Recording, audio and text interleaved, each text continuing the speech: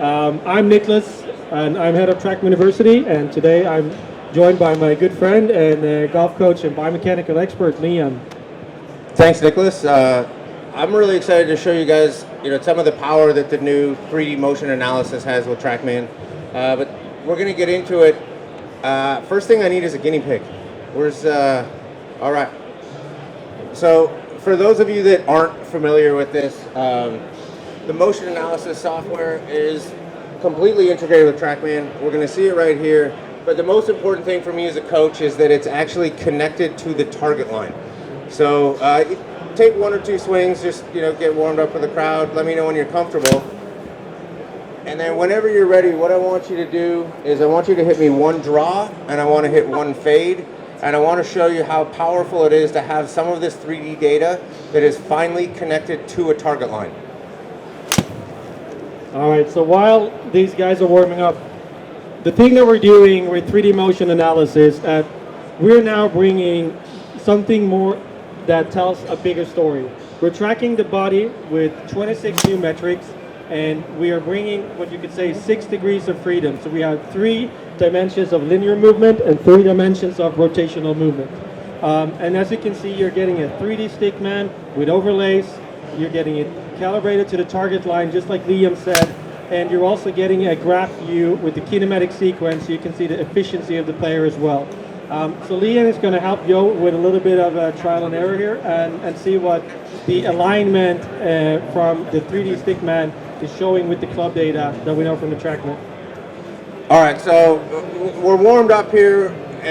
Just first off, I guess, what's your preferred shot shape? Left to right. Left to right. So we like to hit a bit of a small fade. We can kind of see that already. Let's go ahead. I want you to hit a draw, and we'll go ahead. We'll see if we can get one to turn over here. Obviously want to start right, fake left, ideally not cross the target line. Okay, all right, let's go. Now we're gonna hit another one. So a lot of times I feel like fear is a wonderful motivator, and when one of my students has a hard time starting it right at the target, I like to stand right here. And no, just start it over this way.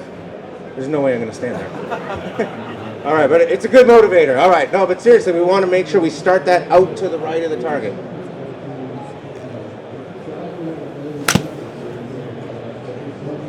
Okay, all right, let's go one more. I need that to start here. Hold on. Let's get my launch direction. Yeah, see, we're starting that directly at the target. For an effective draw, I'm going to need that to be like a 3, maybe 4 degree launch direction out to the right.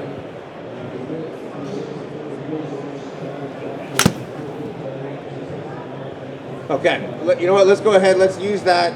That's the most functional draw that we've had so far.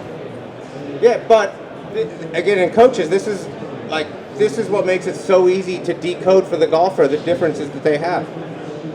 So I'm going to go ahead right here. I'm going to take this, I'm going to go into the top-down view.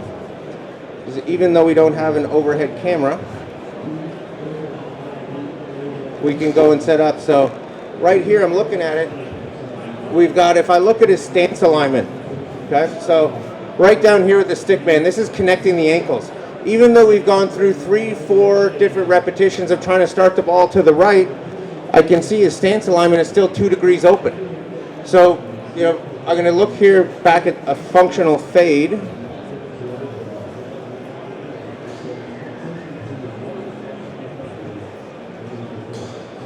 And our stance is 4 degrees open. Right? So, from a coaching perspective, if we're having a difficult time shaping the ball, I'm going to say right now, we don't have a swing issue, we have an alignment issue. We're trying to launch the ball in significantly different directions. Like, that one started 4 degrees left. Oh, I see that turned over, but that was about where your good fades were starting. And we need to shift that launch direction by 7 or 8 degrees, and we're only shifting our alignment by 2 degrees. That means that you're going to need 2 completely different swings to hit different shapes. It's going to be a lot easier if we just shift our baseline alignment. So let's go ahead, hit another stock fade for me. What? Just here, stock fade.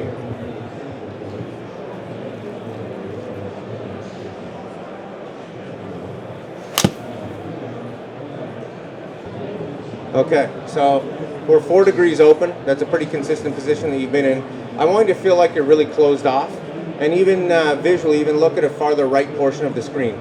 Feel like, oh gosh, you guys don't play a lot of baseball in Denmark, do you? I was going to say start in right center field. That might not work, but I want your eyes trained kind of more over on this side of the screen. Feel like you're closed off and just let it work back. So Liam, while he is hitting some shots here, how do you look at the alignment versus the club delivery? So let's say you have the stance alignment, it's open or closed, and then you're looking at the club path, like how those either align or how they do not align.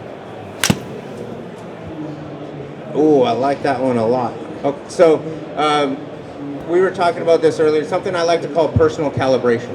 And what a lot of you guys are going to see as coaches, now that we can actually measure alignment in relation to the target line, we can understand how he likes to move in relation to his alignment.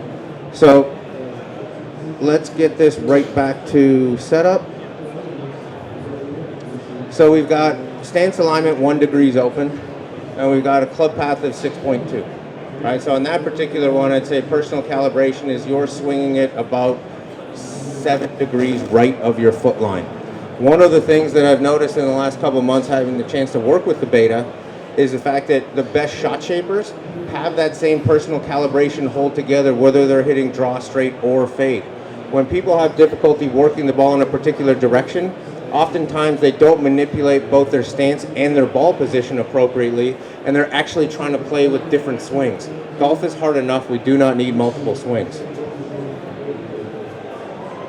But also now we're looking at alignment, and I know you guys can't see. You guys might even be able to see that we also added the upper torso alignment, and now what we can see with Joe here is that his upper torso aligns pretty good with his stance. So sometimes you have players that are opening their stance, but they're close with the shoulders, or vice versa. So you can cross-check alignment across several body segments, and not just one, and then go to the club delivery. So there's a lot of flexibility that goes into this as well. One of the newest features that we just got up here is kinematic sequence. And I think one of the other things that's great, when you've got a golfer, if you're trying to figure out like, hey, how do we want to play the game? Do we want to play draw, straight, or fade?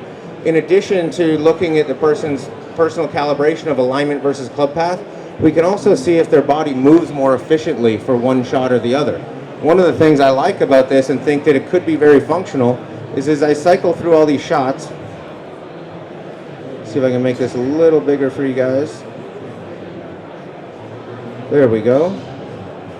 As I cycle through all these shots, we see some pretty good stability in the kinematic sequence.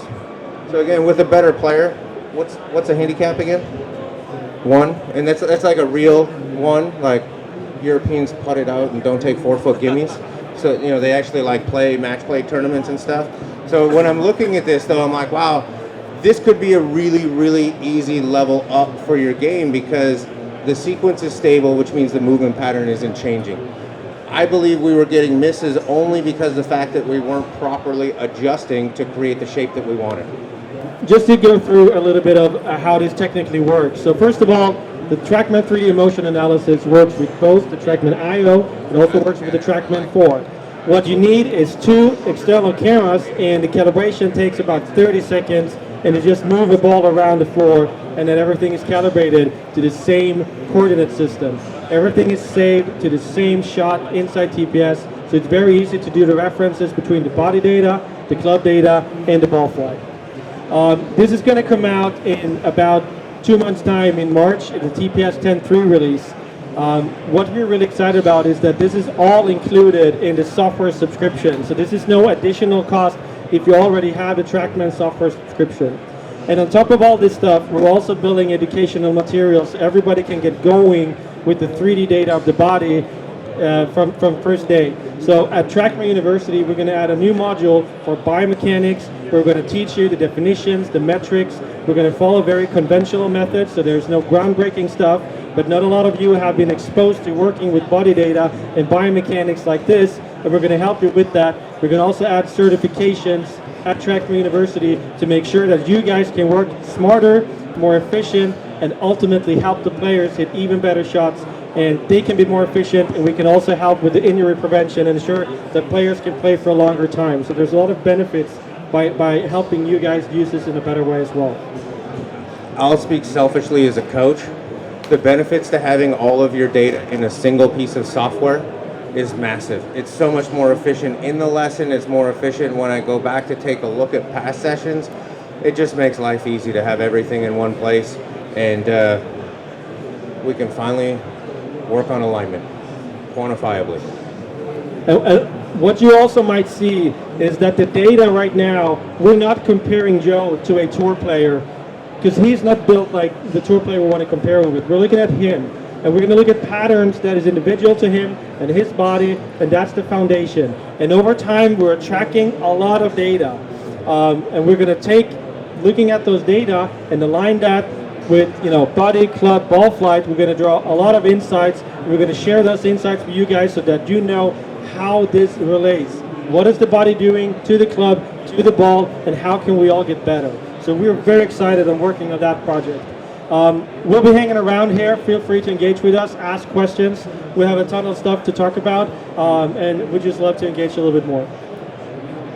Yeah, and if you've got a chance, it's worth a lineup. Get in here, swing, try it. You know your own swing better than anyone else's. It's pretty awesome. Thanks for your attention. See you guys.